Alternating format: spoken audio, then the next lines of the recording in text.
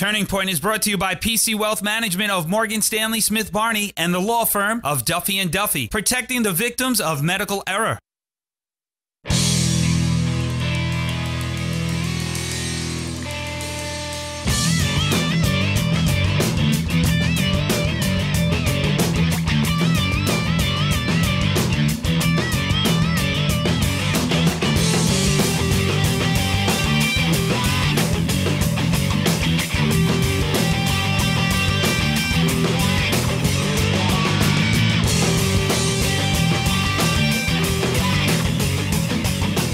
Welcome. Our very special guest today is the very well-rounded Renaissance woman, Carol Alt, supermodel, author, actress, entrepreneur, just about everything. All-around good guy, yeah. All-around good guy, and strangely enough, former U.S. soldier.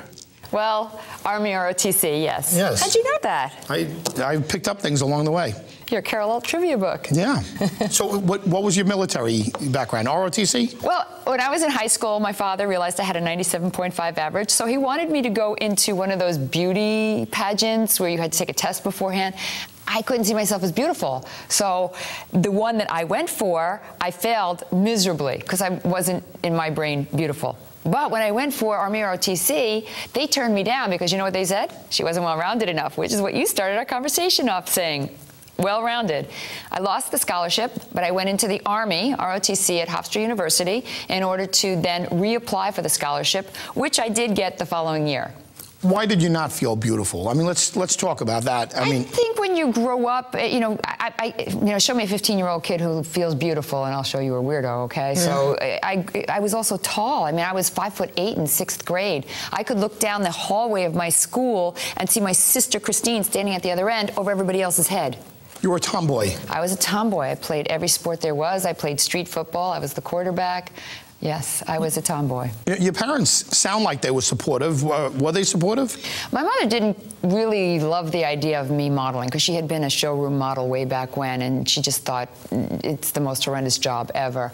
My father was very supportive. He collected all my covers. And in essence, I'm glad I had both points of view because it made me cautious that my mother was so cautious about it, but it also gave me the ability to have a lot of fun because my father enjoyed what I was doing. I grew up here in College Point, New York. My father built our house. Then I moved out further out the Long Island and have been here pretty much my whole life. You're known for modeling. You're known for a lot of things, but really modeling is your forte. When did it start? Actually, I'm going to correct you on that, Frank, Mr. Trivia, Mr. Carol Alt Trivia. I only modeled for 4 or 5 years.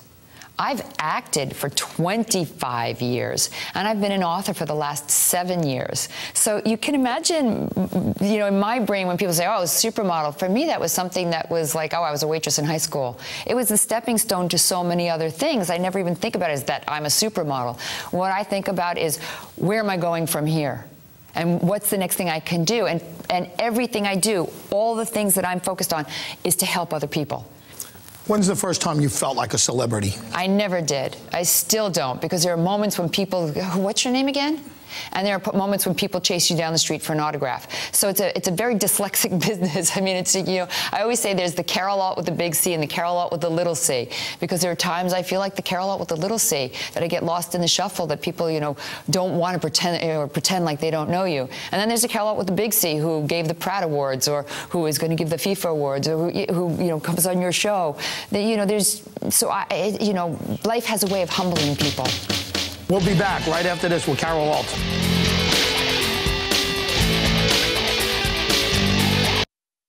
Turning Point with Frank MacKay is brought to you by Atlantic Honda, New York's auto giant, and Herman Katz, Kangemi & Klein, property tax attorneys and advisors.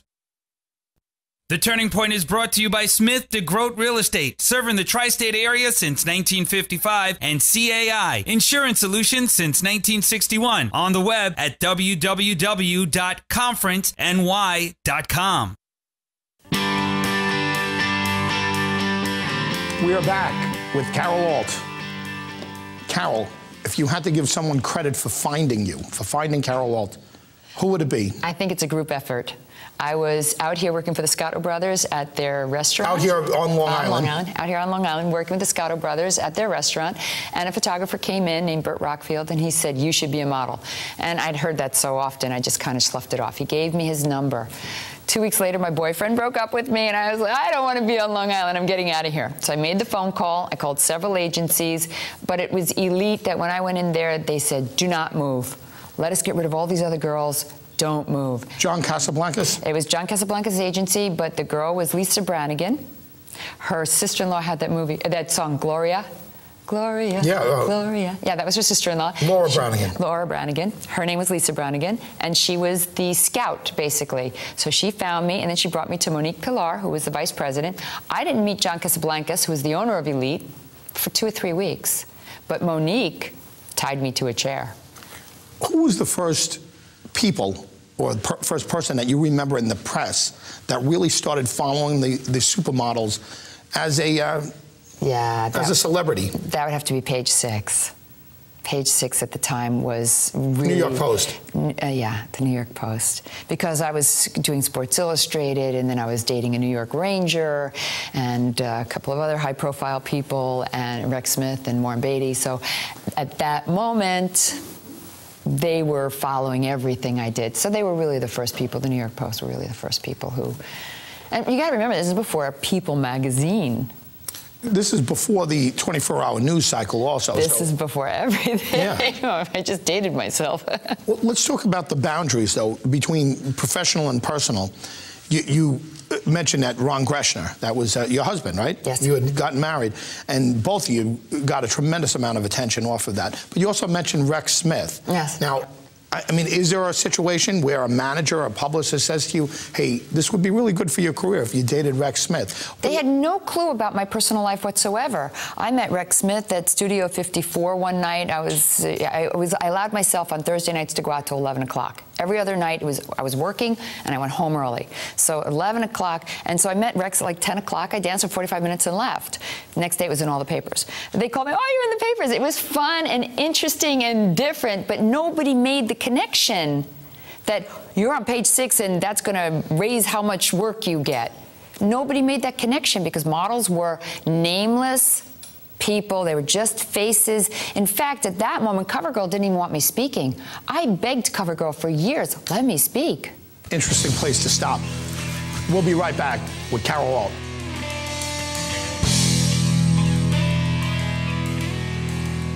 The Turning Point is brought to you by Smith DeGroat Real Estate, serving the tri-state area since 1955, and CAI, Insurance Solutions since 1961. On the web at www.conferenceny.com. Turning Point with Frank MacKay is brought to you by Atlantic Honda, New York's Auto Giant, and Herman Katz, Kanjimi & Klein, property tax attorneys and advisors.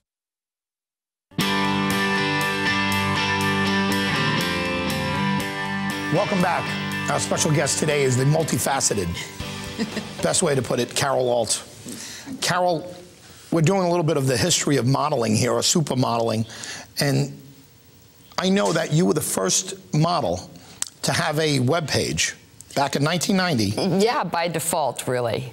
I had a nephew, Ron's nephew, who was just this web genius. Ron Greschner. Ron Greschner, New York Rangers at the time. His nephew was just a web genius, and he put me on the web. And the weird thing was somebody had bought my name. So I couldn't even have carolalt.com. I had to have modelcarolalt.com or whatever because somebody bought my name. So before, when you asked me, were there ever inklings or moments, there were like small glimmers of moments that I thought, why would somebody want my name? Am I big enough that somebody would want to buy my name? I mean, they're buying Madonna and Miller Beer and Budweiser and all these big names back then. What they were doing were blocking domain names, so these people would have to go to them to buy the name so they could have the website, because they saw where the web was going.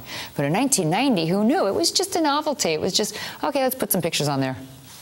Let's talk about reality and perception. You're a celebrity. We know that. You have to know that you're a celebrity. Most of your friends and most of the people that you're around are celebrities, I imagine. You're a very down-to-earth person. But when you get into a situation where everyone you know is someone famous, how close to the outside world are you? right? I mean, you go from from studio to studio. Right. I understand what you're saying. Yeah, there were moments in my career, especially when I was modeling and doing movies, that you live in a cocoon because the agency takes care of everything. This is your flight. This is where you're being picked up. This is your hotel. This is your schedule. You have a 3-month schedule. You're working every day. Your days off. You sleep, and then you catch up with things that you have to do the following week. So yes, it was a cocoon for 22 years.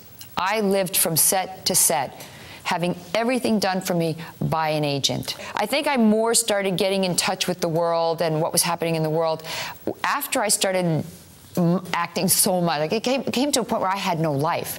My marriage was ruined by being away all the time. I was working so hard. I had worked myself into ill health by not eating correctly and working so hard. And there came a point where I just said, I have to cut back. And I think that's actually when I met Alexei Yashin, when I was shooting the series. I was doing a series called Amazon up in Toronto. And I realized when I was shooting that series, I'm sitting in Toronto working 18 hours a day. On Friday nights, we'd work 22 hours. I would literally go from the bed to the couch to the kitchen to the bathroom to the bed over the weekend. I couldn't move any further or any faster because I was so exhausted. And then we'd start Monday again. I realized I have no family. I have no relationship to speak of. My mom came to the airport at 6 o'clock in the morning to pick me up. Like, you know, it doesn't matter where you travel around the world, it's family. Yeah. She came and picked me up, and I saw her standing there, and I burst into tears. I was like, I had nobody. All I had was this career, which was only as good as the last thing you do. And when I met Alexei, I looked at him and I said, there's a choice to be made here. I either get some kind of balance so I can have a relationship, or I have to leave him or leave that. Those were my choices, because I can't just keep working and modeling and acting and writing and not have someone in my life, but I can't just have someone in my life that I'm clinging to and not having anything I'm passionate about. And striking that balance was so difficult. And balance is so important in life. If you say to me, what's the one most important thing in your life? I would say that has to be balance. There's got to be moments of pleasure and laughter and moments of hard work and concentration, and they have to balance out. In this moment, I had done nothing but hard work and concentration, and I was a shell. And I saw this man, and I walked across the room, I gave him my number, and the next time he saw me, he said, why did you give me your number? I said, it's not something I normally do. I said, but I wanted to take the risk. I don't know if we're going to last 1 day, 10 days, 100 years. I'm taking this risk. Take it for what it is. Did he understand at first your level of celebrity? Not at all. That was what's so intriguing about Alexei, because when I met him, his agents were like, you know how that is? And in his mind, he just wanted to come across the room and have the picture with the prettiest girl in the room because everybody else had one. Like all the hockey players coming, Carol, can we take a photo? So I was taking all these photos. I met him at the NHL Awards in Toronto. I was shooting my series. He lived in Ottawa. He came down because he was up for the Hart Trophy. I saw this guy. I went, oh, that's the last thing I need after Ronnie is another hockey player. I have to go in another direction. But just my heart just spoke, and he came walking across the room, and I was looking at him coming at me, and I'm like, looking behind me to see who he's walking towards. And he said, can I have a photo? And I thought, oh, he can't even speak English, this guy. I had no clue who he was, and he had no clue who I was. We took the photo, and we were standing there with our arms around each other, and I'm like, well, where's your camera? He goes, my agent, my man. And I guess people were passing in front. I couldn't say, I'm like, oh, I know this joke. I know this trick. He goes, no joke, no trick. And he got all red. It was very sweet, you know. And we took the photo. We have that photo. He's got it in his house. I have it in all my houses. And, you know, it was a real moment. And when I walked across, I said, you know, if you're ever in Toronto, and I put my hand, and he grabbed the number out of my hand. He said, I'll give you a call. He called me the next morning at 8 o'clock after being out with Wayne Gretzky until 4 o'clock in the morning, and I was already gone. I had already left for Monaco, where I was shooting a commercial for skincare, and I came back 2 weeks later, and his message was there. I'm so sorry, this wasn't one of the... He goes, no, so how are you?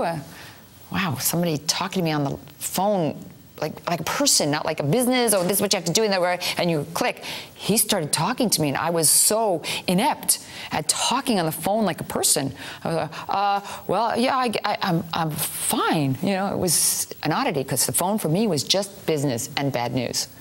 Yeah. We're going to take another quick break. What stands out about all of that you just said is my houses. His house, my houses. We'll be back with Carol Walt.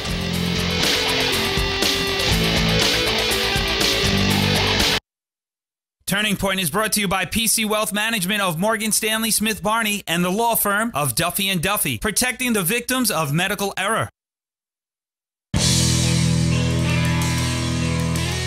And we are back with Carol Walt. Carol, what was the turning point in your life, or if you prefer, what was the turning point in your career? Can I give you one of each? Please. Okay, the turning point in my career, of course, was I started modeling. The minute I walked into that agency, lead to New York City, and Lisa Branigan looked at me and said, "Do not move." And Monique said, "Chain this girl to a chair." And John said, "Give up that scholarship or I will pay for your education." In that moment, my life, which always had a plan A and a plan B was to go back to school, became just plan A. I was going to do this career. So that's really what started me on this. In my life, I have to say that there's been several, but the latest one was meeting Alexei, because it really changed my career and my life both together, because I really had to make choices when somebody becomes that important to you in your life. Let's talk about some of your other activities other than modeling. Okay. Let's talk about your books. Yes. And you have 3 books. I have actually 5 books. 2 in the modeling industry, This Year's Model and Models, Inc., which I saw. This is a novel. They were novels, but they were based in reality, based on my career, and I did it because I saw these girls coming in and floundering, not understanding how to have a career. So I created a fictional character, but took them through a career, so they had something to follow. Then I wrote 3 books on health, Eating in the Raw, the Raw 50, and my new book, which is out this year. It's Easy, Sexy, Raw, which I think is my best book, because it has a swapping list, a shopping list. It has a turn it raw, so you can have your cooked food and then see different ways to add raw to it, just to help your health.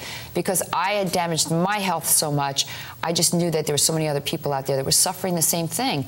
And I went from taking all these little pills and over-the-counter stuff for all these little ailments to doing nothing like that, but eating fabulous, wonderful, incredible raw food. Like, I took Paul Sereno for ice cream, raw ice cream. It's the best ever. So I wanted to teach other people about that. So those are my 3 books. And then I have a fabulous skincare line. Everybody says, how do you keep your skin? That's how I keep my skin. It's called Raw Essentials. We're in Duane Reade, New York City, and then we're national in Ulta in the United States, and we're national in the Shoppers Drug Mart in Canada. And we're between Olay and L'Oreal, but we are the chemical-free, all raw, unbelievable, fabulous results. Your skin will glow. If it doesn't, send it back to me. And then I have a line of jewelry at Sears called True Harmony.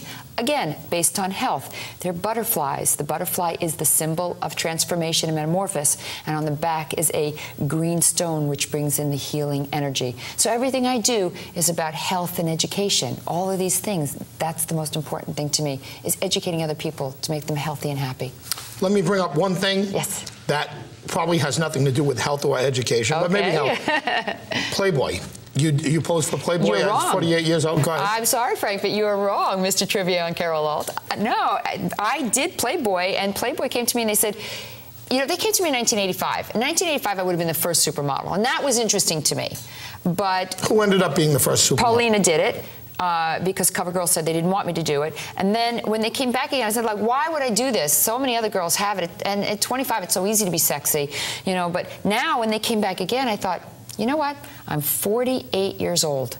The only reason I'm still standing, and I look damn good for 80, the only reason I'm still standing at this age is because I went raw. And I wanted to use Playboy as a platform because I needed to ripple the waters. Because I'm so uncontroversial, because what I love is to just do my work and to just show up and be happy and make everybody happy around me. And all these people who are crazy and doing all these mean and nasty things are getting all the press. And I thought, well, let me do something a little controversial. Let me throw some chocolate chips in my vanilla ice cream and do this to get people talking. And I went to my mother and I said, this is what I'd like to do and this is why I'd like to do it. And she went, oh, Carol, for heaven's sakes, I see more than that in the museum. So once I got my mother's blessing, you know, because I didn't want to ever do anything that embarrassed her. And everybody loved it. All her friends came to her, you know, More power to her. She's 49 years old and she did Playboy without retouching. But raw food was the reason I could do that. And I teach in my books how easy it is to do it, which is why it's called Easy Sexy Raw. A lot of women wish they could do that at 20. We've been with Carol Alt, and you've been a wonderful guest. I appreciate you being here. I've had a great time here. You're a terrific interviewer. Thank you. And thank you for being with us. And again, the multifaceted Carol Alt.